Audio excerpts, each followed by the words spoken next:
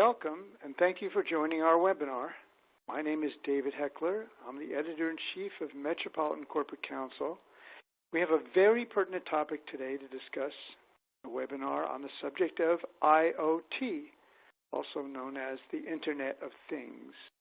This information will be presented by Dan Regard and Charlie Platt of iDiscovery Solutions, and they will discuss not only how IoT data will affect litigation, but how it can be used in current cases to provide a positive and meaningful impact to your clients. Before I turn it over to Charlie and Dan, I'd like to pass along a few tips to help you make the most of your experience today. You'll notice that there are widget icons on the bottom of your screen. I'd like to draw your attention to a few of them. The TV screen icon is for the presentation itself. If you were to close the slide view, just click on that and it will reappear. Also, to make the slide bigger on your screen, just click on the larger square on the top right corner of the slide screen. You can move and change the size of all the boxes open on your screen. The Q&A icon is where you can type your questions during the presentation. We will keep track of your questions, and if they make sense to address on a specific slide, we'll do so then. Otherwise, we will respond to your questions at the end.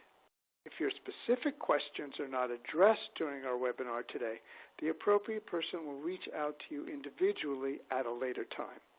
Also, if you're having any technical issues during the webinar, feel free to type your concern and someone will reply to you. Now, the green icon with the folded paper corner offers reference material that you may want to check out later. During the presentation today, you will be asked to participate in a few polls of the audience. We encourage you to partake. At the end of the presentation, a survey will pop up with a few brief questions. We would very much appreciate it if you could take a minute to complete this very short survey. Finally, as a reminder, this presentation is being recorded and will be made available to all registrants. Thank you again for joining us today. I'd now like to turn the mic over to Charlie Platt, who will be leading off the presentation. Charlie? Thanks, David. Good afternoon, everyone. My name is Charlie Platt. I am a director with iDiscovery Solutions based out of Washington, D.C. I have background in structured data analysis, digital forensics, and cybersecurity, part of which the Internet of Things touches all of these. And joining me today is our CEO, Dan Regard. Good afternoon, everybody. It's a pleasure to join you, and it's a pleasure to talk about this exciting development in the area of available data and the analysis of that data. So we're going to start off today talking about where and what is the IoT. So not going to spend a lot of time. I think we all kind of know that the IoT are all these devices, but I think there's some things maybe we don't know about IoT. There's some things out there like smart containers and smart shelves and things that maybe we don't carry in our pockets that are also IoT. So we'll talk a little bit about that. We'll talk about sort of what the data is out there. But before we get started, as we go through today, we're going to have a couple of what I like to think of as hands up surveys. Just sort of if we were doing this in person with you, I'd say, can I get a show of hands to tell me how many people do X? How many people shop at Whole Foods? How many people go to Starbucks? Just to kind of get a sense from the audience, how many of you do this? And then we might talk about that topic a little bit before moving on and give you a sense of how the IoT plays into that. With that sort of setup, we've got our first survey question right out of the gate, and we want to know how many of you use the free Starbucks at Wi-Fi? If you're sitting in Starbucks and you want to get online, do you actually use the Starbucks Wi-Fi to do so? Do you mean regularly or ever? I mean just once ever, if you've ever done it on the device that you currently carry. On your cell phone, maybe on your laptop, just any device if you connected it to that Starbucks Wi-Fi. So I'll give you guys a few seconds here to answer because this is very complex, yes or no.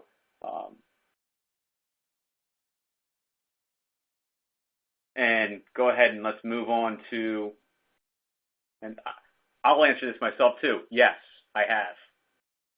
It's free. It's free. Why wouldn't I? All right, so we're looking at about 50-50, I guess, is what we're looking at, yes and no.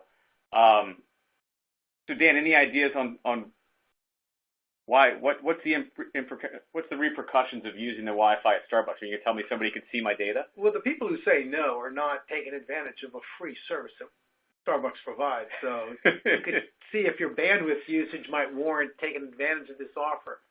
But for those who say yes, this is not a cybersecurity issue here. That's a topic for a different conversation.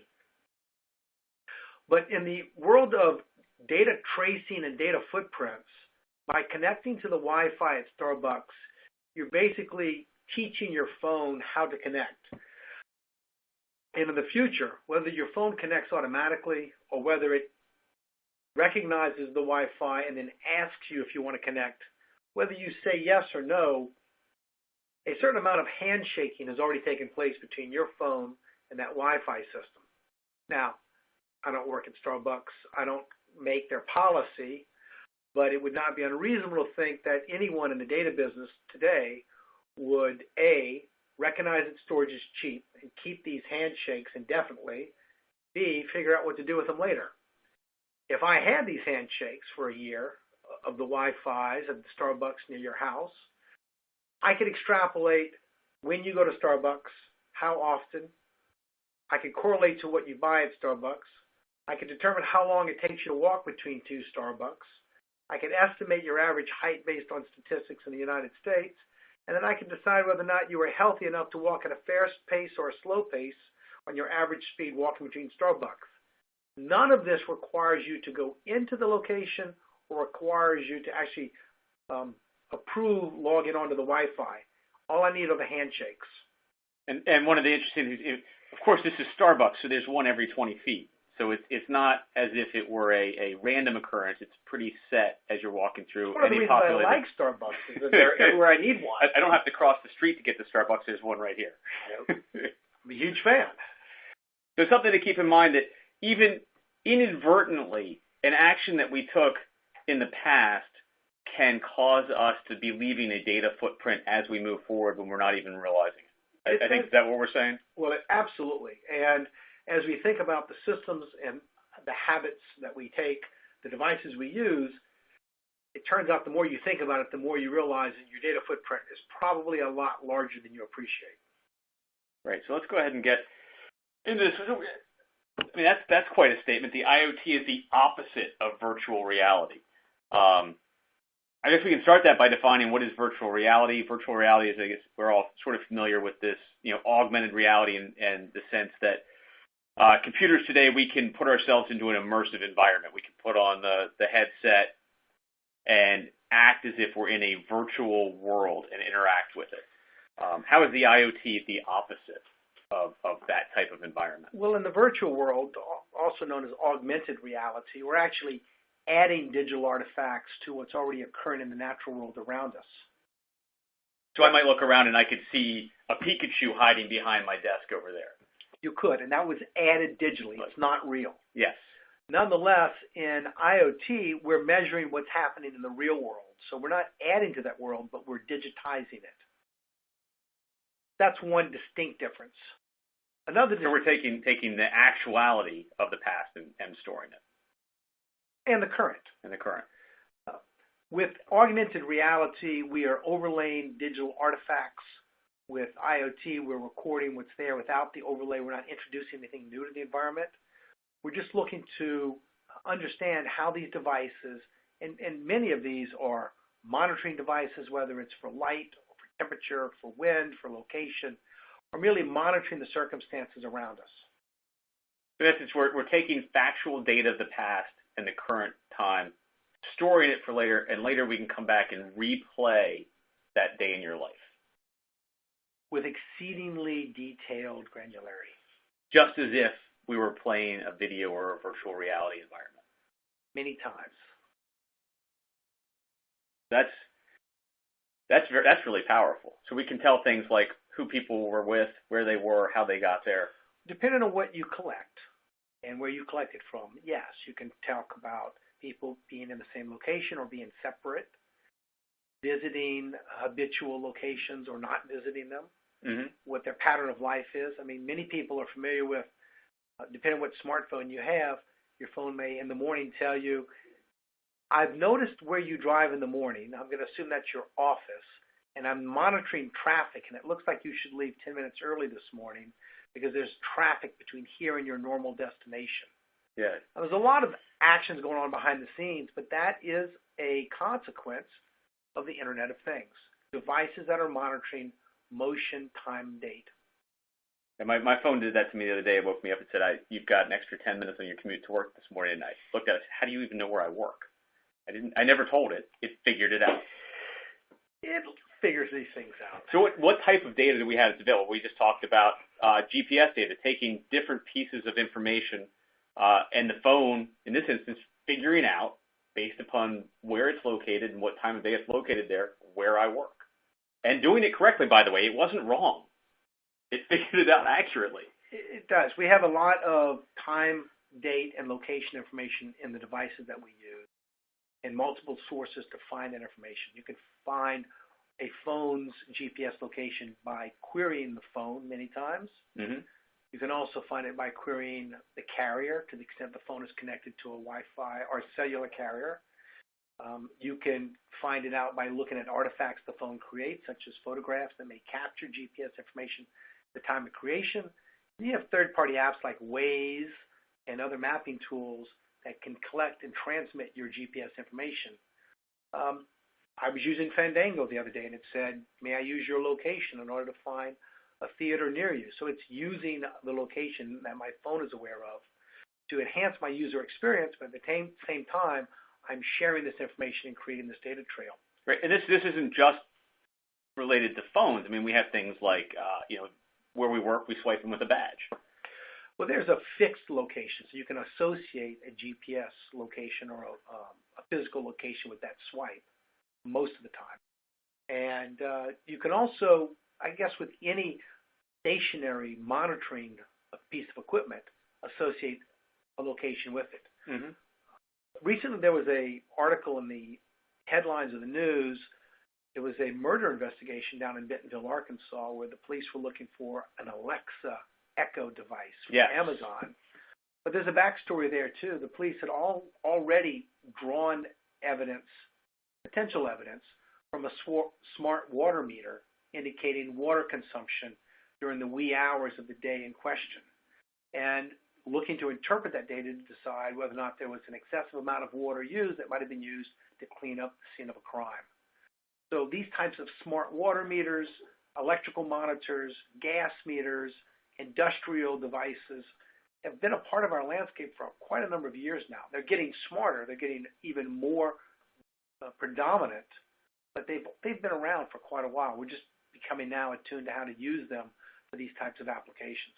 Yeah, I know the other day I had some electrical problems at my house, and the guy from the power company came out was showing me the meter, and the meter is now a digital meter. Yep. And it reports back how much electricity I use, when I use it, when my peak use is.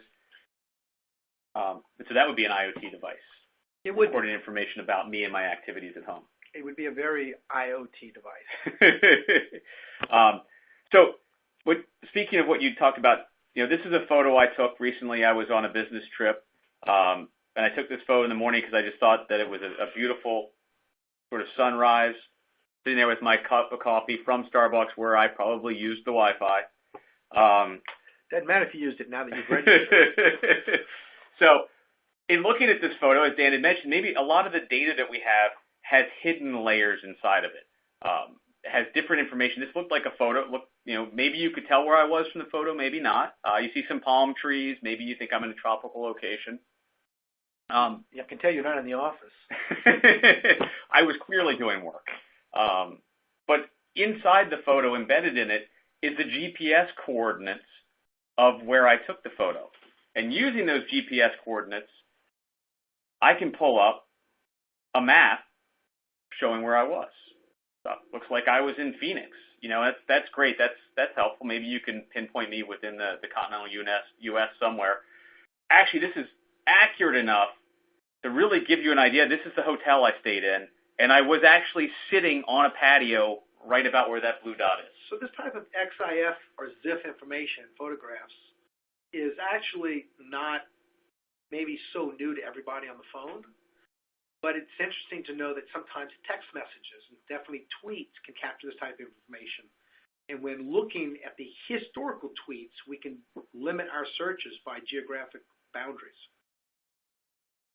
So location data is being stored with a lot more than just photos now. Absolutely. And it's easy to get off of the phone. Well, easy is a relative term. Not all phones record it. Not all phones are configured to have it. Not all software tools extract equally well. And now with the increase in encryption and security on phones, with the cooperation of the phone owner, your chances of extracting this information go up exponentially, but you're still not guaranteed that it's there. It depends on how the phone's configured. But based upon this photo, you could extract EXIF data telling you the date and time it was taken and my location. Because you allowed your phone to use your location data when the camera was engaged. Yep. All right, so, looking at it from that viewpoint, if we're combining different data sources, taking, in this instance, GPS data off of someone's phone might give us an idea of where they were. But you could argue against that. You argue you've lost your phone. You could say, I didn't have my phone with me. I lent my phone to a friend. Yeah, you could deny the evidence. You could deny the device. Not my device, not in my possession. It's a common device. We share it. Other people had it. My wife had it. I left it in my car, and my wife took the car. Sure. So it wasn't me. I wasn't there. Now, if we combine different sources, so we would bring two sources in, and we show that the phone was actually posting to Facebook at the same time we're interested in. So there's an implication that you know your password to Facebook, and you would have been involved in that authentication, and therefore you would be co-located with the phone at that time. And I say, yeah, you know what? I use auto login. My phone doesn't have a password or PIN on it. Somebody could have stolen my phone, and they could have been posting to Facebook just for a lark. Okay. So what if we added another source? What if I put a badge swipe? I swiped into my office, and the GPS says I'm in my office, and the post So is... your phone says you're in your office, the post says you're on Facebook, and your badge says you checked into the office a few minutes prior. Yes. Well, we have the equivalent of, not dual, but triple authentication now. So it's a fairly tight inference that you're the one with the badge and the phone and the activity. So adding more pieces of information from different places is beginning to cement our argument. Well, to the extent that they rely on your personal possession or personal knowledge, then they reinforce the idea that you're the actor. And then we have an instance of me logging into my computer in the office. Well, typically, user logins are customized to individuals. Not always the case, but when you have the confluence of those four events, it's a pretty strong indication that you were the actor, and it would probably be enough at that point to shift the burden of proof over to you to refute it. So we've gone from having a clue to being more compelling.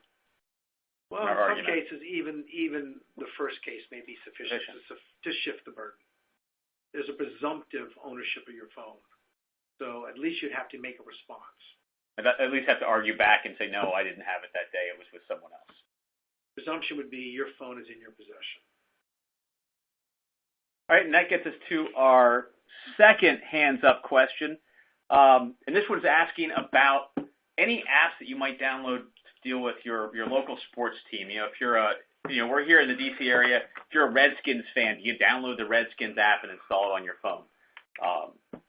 If you're up in Baltimore, do you download the Ravens or the Orioles app and install that on your phone? So give a few seconds here while people can think about what their city sports teams are and whether they've downloaded any applications related to their teams or not.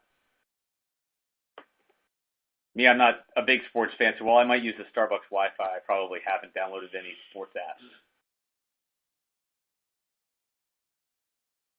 So I will say no.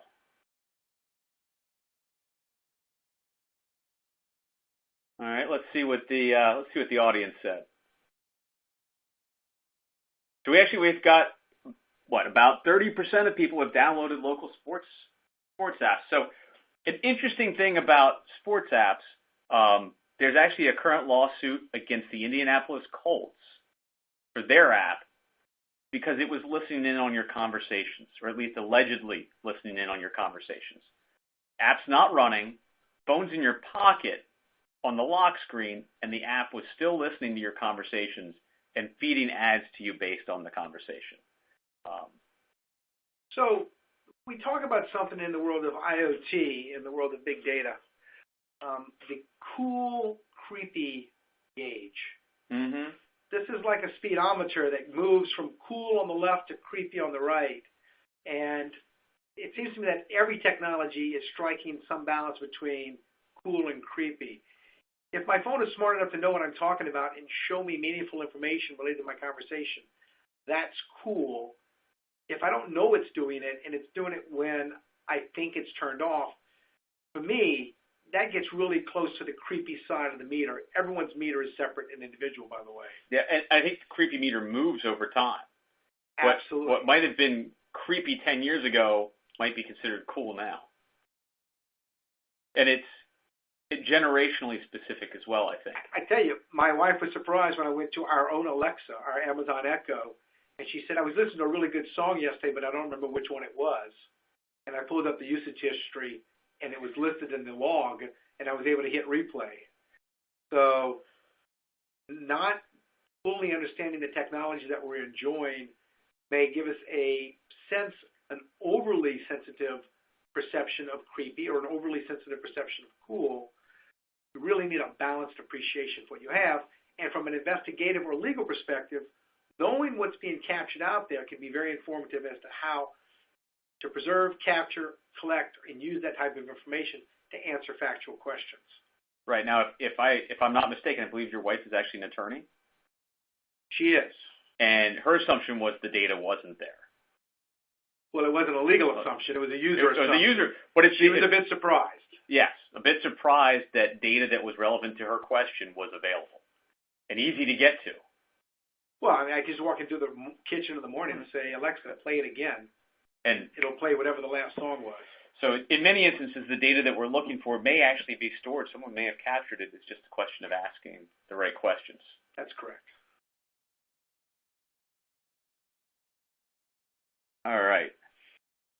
So one of the interesting things that I think we've talked about a little bit is challenging the traditional sequence of litigation.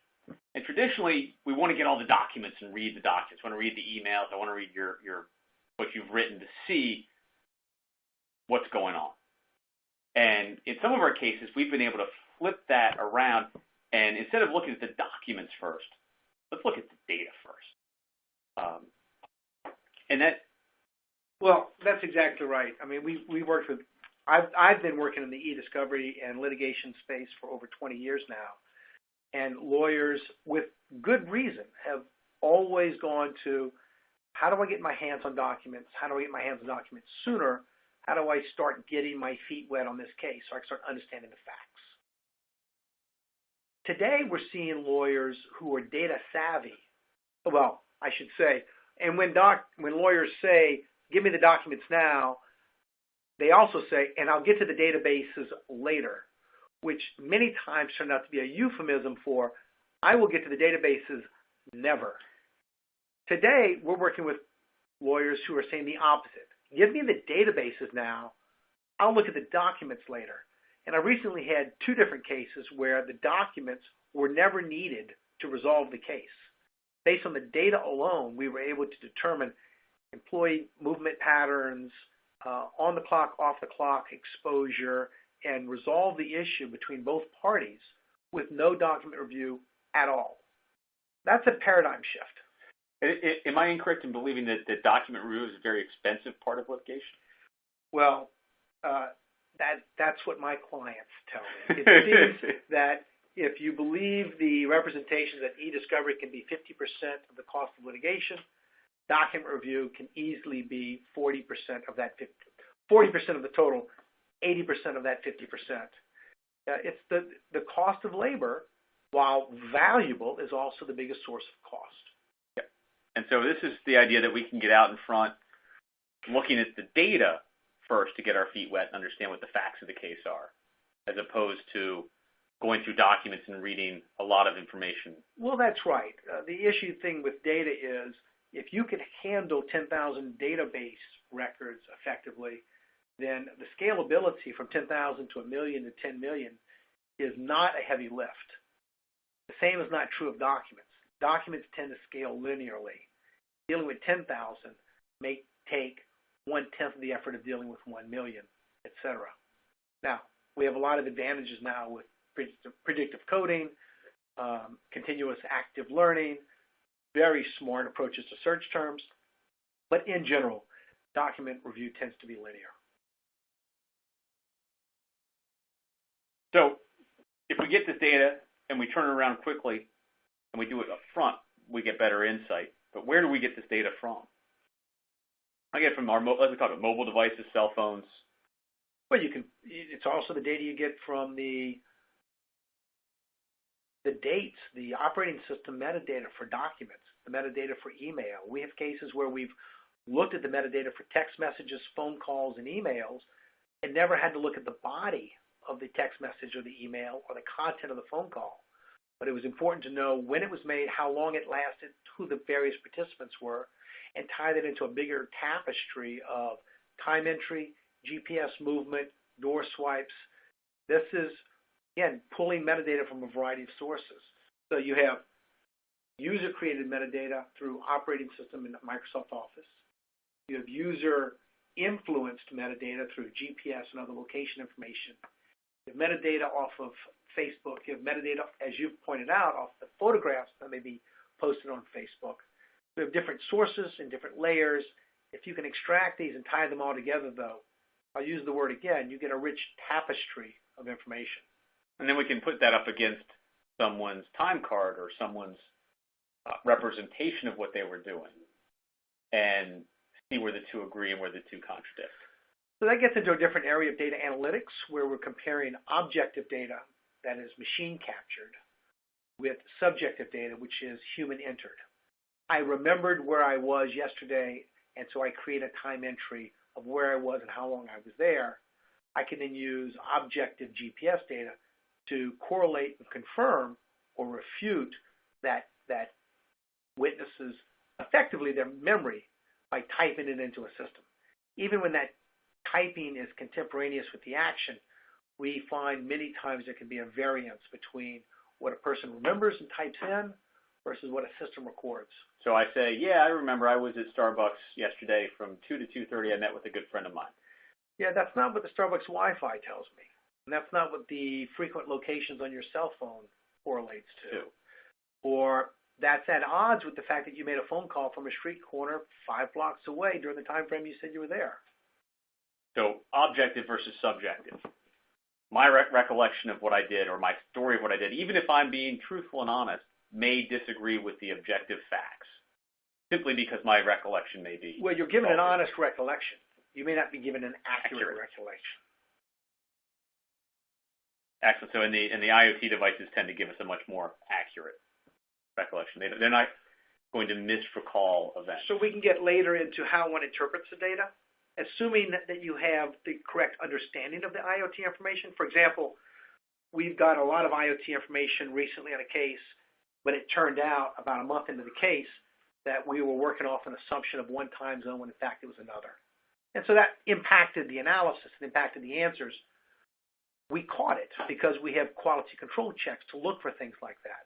But that's an area where if you misunderstood the data, you would get a different result in your analysis. Interesting. So this slide's talking about balancing the scales and discovery. In the past, there's been a data-rich party and a party that's basically not had a lot of data. And going forward, we start to see IoT devices are held by all of us. We all have data. Well, that's true. In large civil litigation, company to company, you tend to see data on both sides of the V. Mm-hmm. But in mass tort and class actions, it's not uncommon for the class members to have little to no data related to their allegations and the plaintiff to look to the defendant to produce documentation that they're seeking, whether it's HR records, time entry records, etc. Now with the expansion of devices tracking individual actions, and the increased availability of that data and our ability to use it in litigation to meaningfully answer questions, the value of this information has gone up. The burden, because we have the tools now to handle it, has gone down, and it changes the proportionality argument. And as that argument changes, we see judges now granting more and more often defendants' request for data against the plaintiffs. Now, plaintiff, defendant, plaintiff, these are labels. Really, it should be requesting party and producing party. Wouldn't there be privacy arguments against that? Well, there absolutely are privacy arguments, and we're seeing the same arc of jurisprudence that we saw with access to social media, where some courts wanted to enforce an unwritten right of privacy by granting people no discovery against Facebook and other online accounts. Other judges went the other way and said if it's written, it's discoverable, and granted full and unfettered access. I think neither approach is correct, and I think the same is true for cell phones and other IoT devices. These are containers, and we should look to the content of the container, not the container, when making decisions on relevancy as well as privilege. So you can have information in your Facebook account that is not publicly available, that is limited to a certain few number of approved viewers, and you can certainly have information in your cell phone that is of a very private nature, conversations with a spouse, a lawyer, the classic doctor, the priest. These have a sort of privilege, not over the device, but over those individual communications. And if I go back to what we said earlier, and I say we talked about putting the document second and looking at the data first, if we're looking at the data from the cell phone, we don't care about the content of the email message or the text message or the phone call. We care about the fact that it occurred and when it occurred. This is true, and I'm going to give you 1 point in favor of that and 1 point as a cautionary tale. In favor of that, much of the information you've just described is exactly what would have been produced on a privilege log anyway. I'm not going to produce this document. Here's when it was written. Here's who it went to. Here's maybe the title of the document. I'm not going to produce this text message, but I'm going to describe it. Here's when it was sent. Here's who it was sent from, who it was sent to, but not the content. So in one way, you're not getting anything more than you would get anyway through the course of litigation. The cautionary tale is we're finding as you have large volumes of data from any single source, the big data aspect, the longitudinal analysis of data trends over time that may not be immediately apparent to a human observer because they cover so many records across such a long span of time, can start to disclose very personal or even sensitive information. I mean, knowing what someone's waking and sleeping habits are over time, and I use this as a hypothetical, given enough days of your schedule, I may be able to infer your work habits and your religious habits as to when you wake up on certain days that certain religions recognize as days of activity versus days of non-activity. Likewise, when you choose to drive your car. Likewise, when you go to the store or not. Likewise, when you buy certain items at the store. We can put together these long patterns that give us really deep insight as to who you are. And again, that could disclose gender. That can disclose certain privileged preferences, such as religion, such as politics, such as sexual orientation. Interesting, all that without any content. Just context is the new content. Right, so now we've talked about the data and where it is. Let's talk about what we can do with it. So we've got a couple of case studies we want to walk through to show you actual instances where we've used data to help influence the outcome of a case.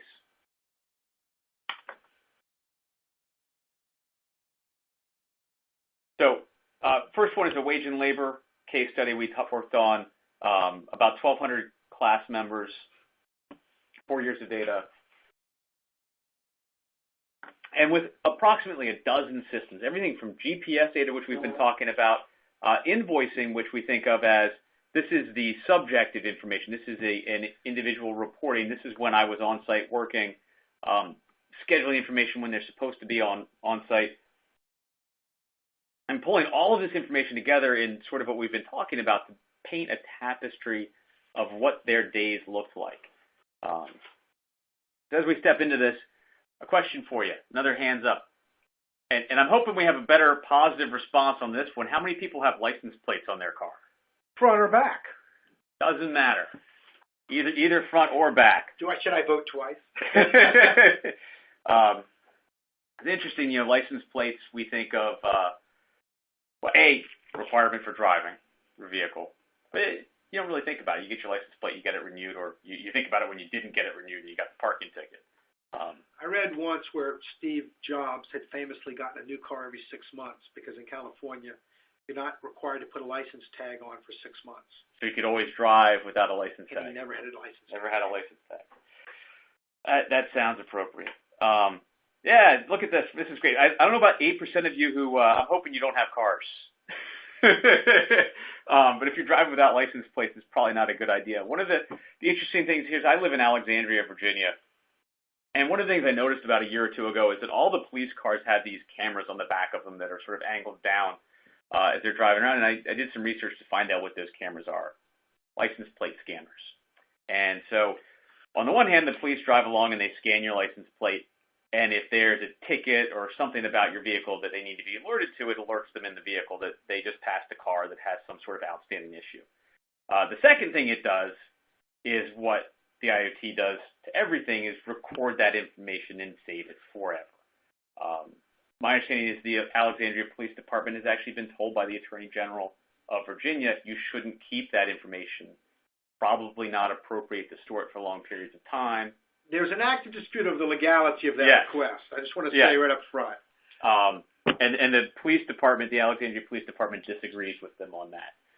Says that this is very important information. We don't look at it until we need it, and when we do need it, we really do need it. So if you track what everyone is doing, is that okay? But if you track what one person's doing, you need a warrant?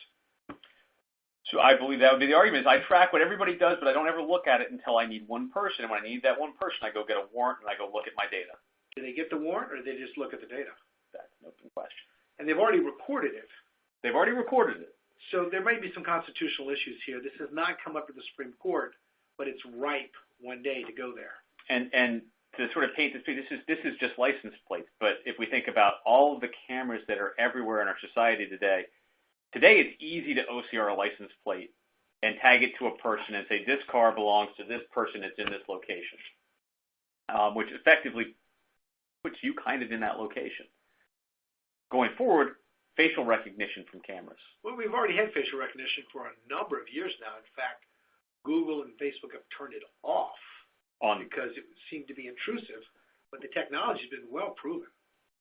The trick, I think, going forward with public spaces isn't facial recognition, it's tying it to a person's identity. So if it takes a picture of you, it could identify you between different cameras, but does it know who you are? Well, that's just a correlation of different sources over time. Give me enough data, give me enough time, I'll correlate it. Your Facebook account probably has a picture of you on it somewhere. Not mine. I'm only online to monitor my family posts. Or what if you walk in front of that Starbucks and your phone connects at the same time it gets a picture of you from the camera? Correlate those two sources. Let's go on to the next slide. So if we remember, we're talking about this large class action. We're turning some of the liabilities that we had. It's a huge effort to preserve and collect and produce structured data in this case. There were terabytes of data from multiple systems, some of the systems not even under the control of our client. Third-party sources where data had been outsourced and hosted. Well, that's a whole nother possession, custody, and control discussion for another webinar, but they certainly had a legal relationship with the service provider that allowed them ultimately to tap into the data. But when you look at cloud providers, SaaS providers, service as a system, infrastructure as a system, your service level agreement can help define how easy or difficult it's going to be to actually get the data you need when you need it. The U.S. courts have been very much in favor of the requesting party in terms of finding that the producing party they have access to the data, then they can be compelled to produce the data. There are some exceptions to that, but in general, very much in favor of the requesting party. And so in this instance, the liability was we've got a lot of data we've got to go out there and collect and produce.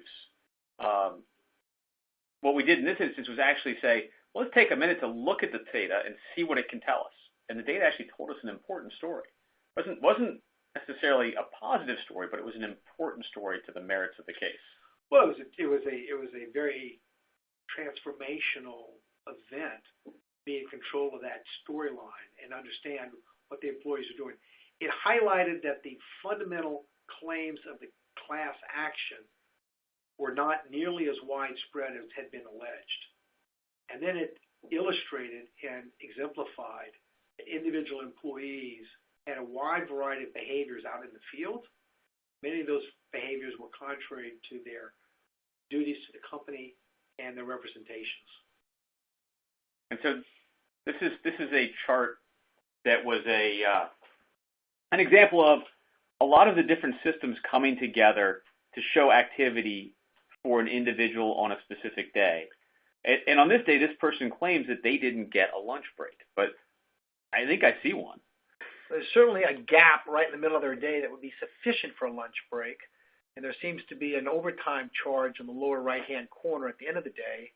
So I would ask, why is it that you had no lunch when in fact you had the time for it, a lack of general activity, and you charged overtime? Now it looks like there's some invoice activity at the end of the day in yellow, so maybe the overtime is legit, but the gap for lunch I'd really question.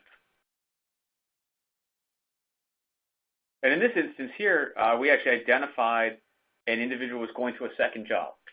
So here we have the GPS in green, but we've separated it out between general GPS versus GPS for two specifically known locations. One is their home, and the other is a location that we found by doing mass analysis over time as to where they went often. Identified this as one of their top 20 locations, investigated it, and realized it was a second job site. So then on individual days, we could track it out. Here we see them visiting the second job site, not once, not twice, but 4 times. Within the day. You'll notice on the blue, even when they're at the other job site, they're still on the clock. Yes.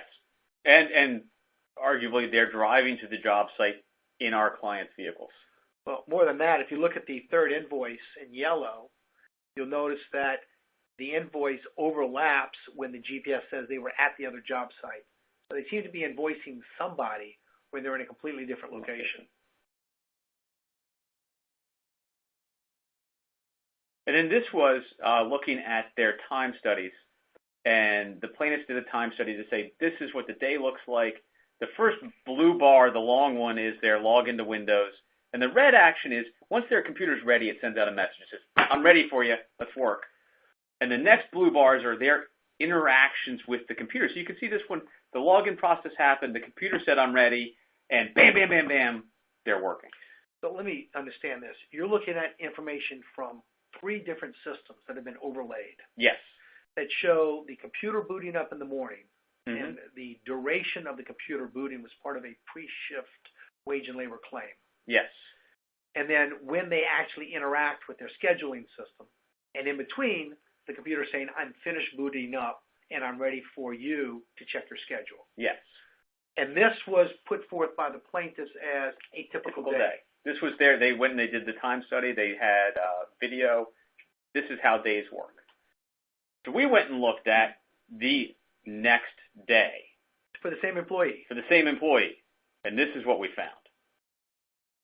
So there seems to be a gap there between when the computer's ready for action and when the hands are on the keyboard.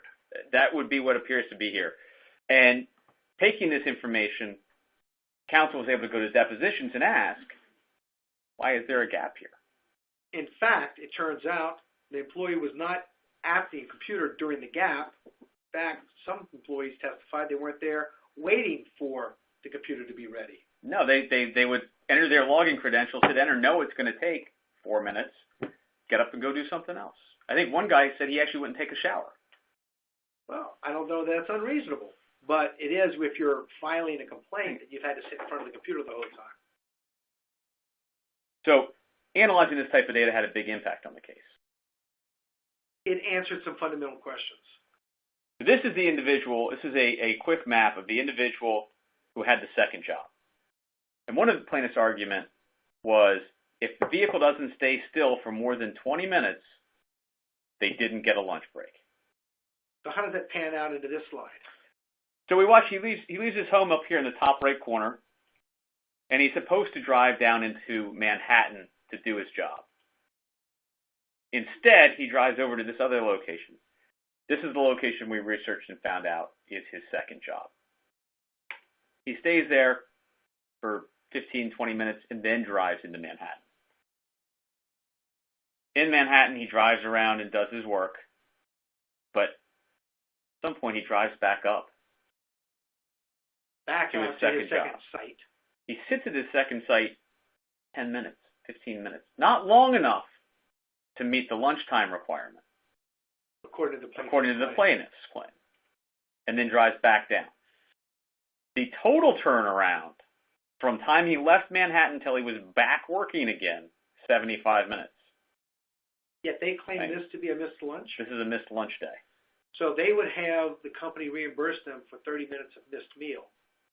In fact, the employee has taken 75 minutes on the company clock to go somewhere else. Yes. And so you would say this is anecdotal. This is something that happened one time and you found it. That's great, but it doesn't prove anything. We actually found 232 different days where activity like this occurred. So this is the result of analyzing large volumes of data in a systematic fashion. Again, we mentioned it earlier, to perform this longitudinal analysis of frequent locations, habits, and mapping that out against the claims and defenses of a case. And you can note there at the end of the day, he actually closes the day out by going back to the second job, too. Just to put nice bookends on it. He starts the morning there, finishes the day there, and he goes there for lunch.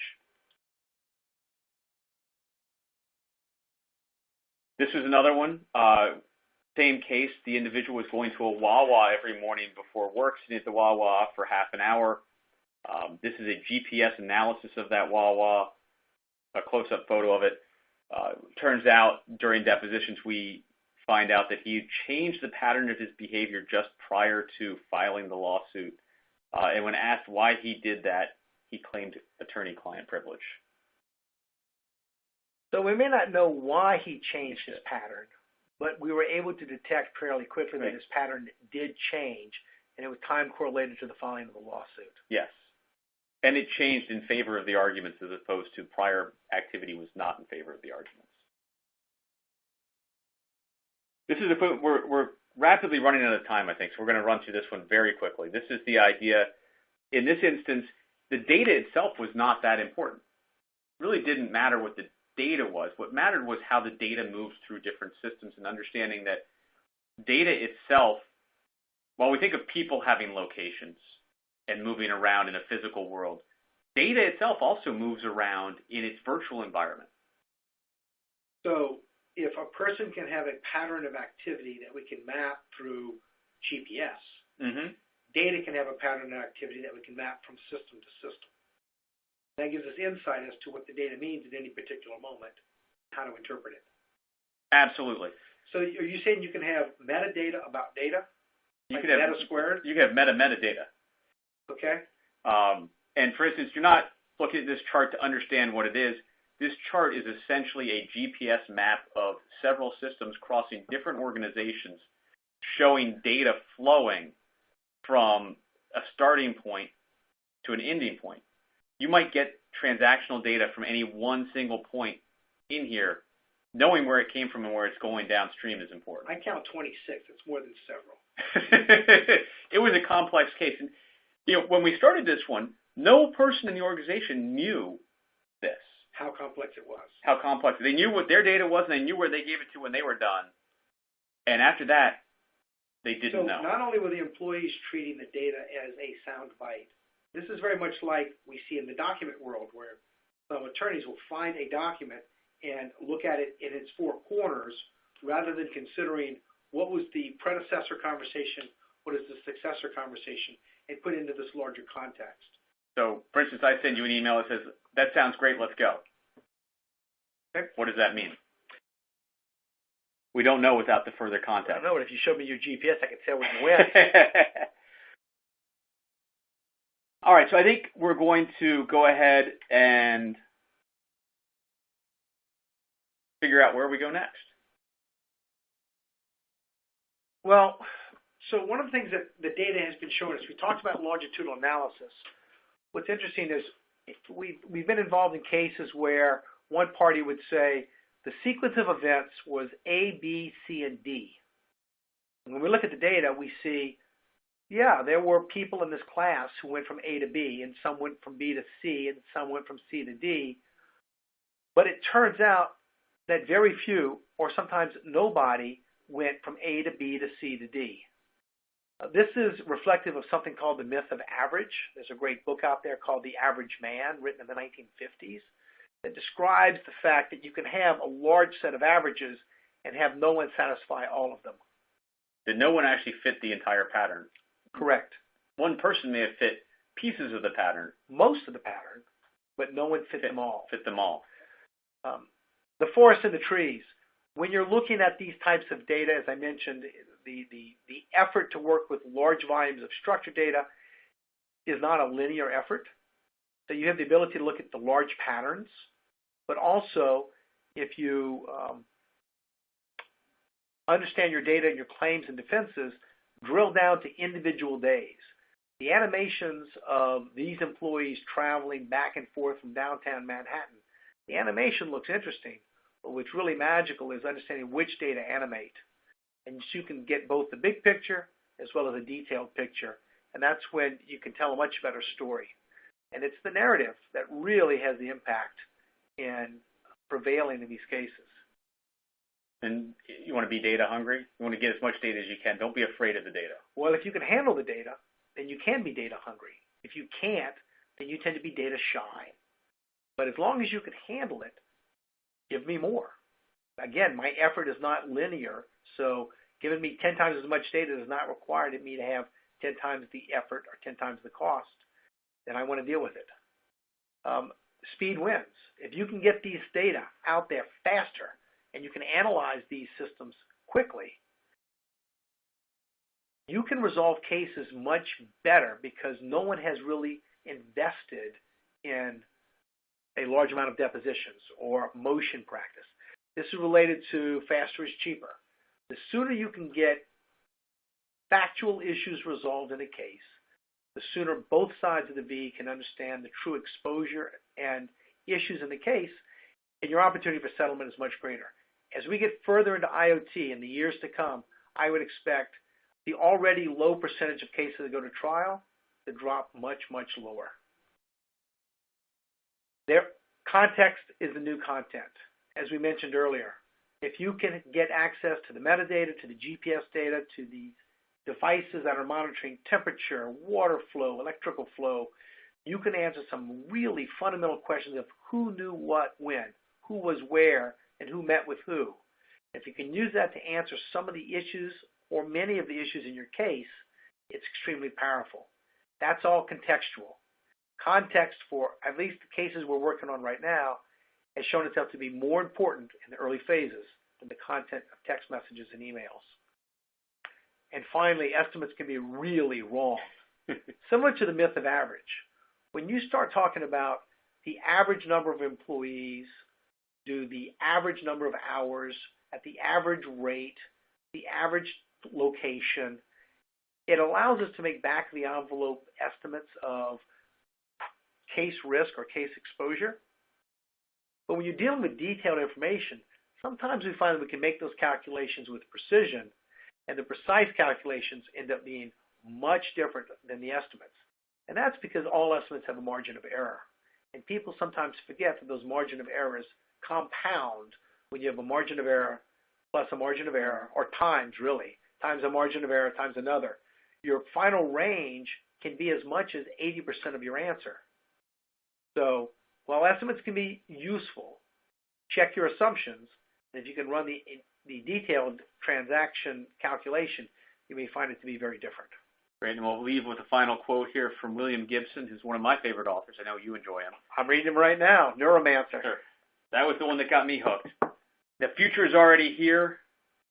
just not evenly distributed. We're already seeing these technologies being used to very practical uses in both criminal investigations as well as civil litigation.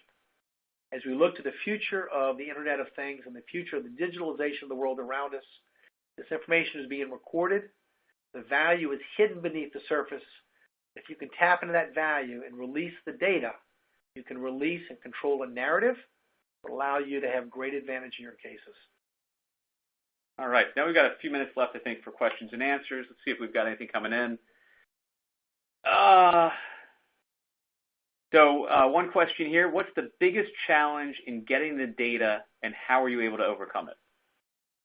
I think the biggest challenge currently is getting the parties, and especially the court, to appreciate the usefulness of this data. Now, every system has its own nuances, and as we've gotten more accustomed to things such as email and text messages, you have a certain amount of shared, if not knowledge, shared familiarity. When you start talking about an ERP system or a sales tracking system, you can pretty much guarantee that no one else in the courtroom has heard about that particular system. You're going to have to make a stronger argument as to why it's important. Interesting. I was going to say, yeah, I think one of the biggest challenges that I've run into, I have more of a technical side, is getting all the parties to understand exactly what we're talking about and what we're asking for. You don't want these GPS on a PDF report? Yes, exactly. And working with internal IT departments to help them not help us. For instance, like you just said, in one instance, we got 500 pages of GPS data printed out in a PDF for one person for 6 months. Very helpful if I wanted to read it myself, but very difficult if I want to import that into a computer system and analyze it en masse, especially considering that I have 18 months worth of data for 1,200 people. So working with different groups to try to make sure that we're all on the same page of what we're trying to accomplish. All right, another question coming in here. We have, I don't have any GPS data. How important is GPS analysis? It sounds like a big deal. How much of this can be done without it? Well, obviously it depends on the facts of the case. So I did work on a small wage and labor matter where the defendant said, we are a small company. We don't issue GPS data devices to our vehicles or to our employees, but they are drivers. But by asking around, we found that many of the drivers used Waze, and to the extent they had iPhones or Androids, which is what Waze runs on, especially Androids, we could tap into their Gmail account and get their phone location off their Gmail account. We could get information off the phone itself. So you may find that you don't have GPS in a designated device or designated location, but you may find that it's out there anyway. Yeah, and I know I've worked on cases where we specifically didn't have GPS data, but we had other location type information such as badge swipes. Badge swipe can pretty much tell me that the owner of this badge was at this location. And as we talked earlier, correlating that with other events such as computer login and other IT systems within the organization, we're able to pinpoint essentially their entry into the building, their beginning work, overlay that with their time card. We've also started to use IP addresses to give a rough estimate of where people most likely are based on historical archives of IP locations. This IP address was assigned to Comcast. Comcast distributed it in the Alexandria area. For this period of time, it was assigned to this house. Correct. Interesting. Here we have one. What evidentiary challenges will be relevant when courts are considering IoT data? Well, I think you still need to authenticate your evidence and explain where it came from, why it hasn't been altered, what the correct interpretation of the different data elements are. I worked on a case many years back now, where a government agency was correlating activity on an internet trading system with a stock market screen, and trying to show that certain actions were taken with a level of knowledge that was important to that case. But it turns out the systems, while you could lay them side by side, were running off very different clocks, and there was no guarantee that the clocks were in fact correlated. So you couldn't lay these down side by side without additional detail behind it. So understanding the data is also important when looking for admissibility. Yeah, I think one thing to think about too is, I have a Fitbit and my Fitbit tells me what my heart rate is. I would not put money on that that's my actual heart rate. It's close, but is it accurate? No. If my Fitbit, though, were to register that my heart rate spiked by 40 beats per minute, the fact that my heart rate spiked is probably correct. So in one instance, the data itself is likely not extremely accurate. In another instance, the same device and the same data may accurately tell us about what was occurring. So maybe I witnessed something that sent a shock through my system and my heart rate went up. So we're looking at that overall, that we have generally found and continue to expect that over time, the accuracy of measurements will improve, the volume of measurements will improve, and the diversity of systems capturing that data will increase. Great. I think that's the end. I think we've expended our time. Thank you all very much for joining us today. Thank you for the questions and for the attention. Well, thank you, Dan and Charlie, for that really interesting webinar. And thank you to our audience for attending. As a reminder, please take a moment to complete the brief survey that will pop up on your screen. Also, within the next few days, you'll receive a link to the recorded event. And for any questions you asked that weren't answered by these presenters, someone will be reaching out to you shortly. Hope you found this webinar informative, and we look forward to having you join us at our next event. Thank you.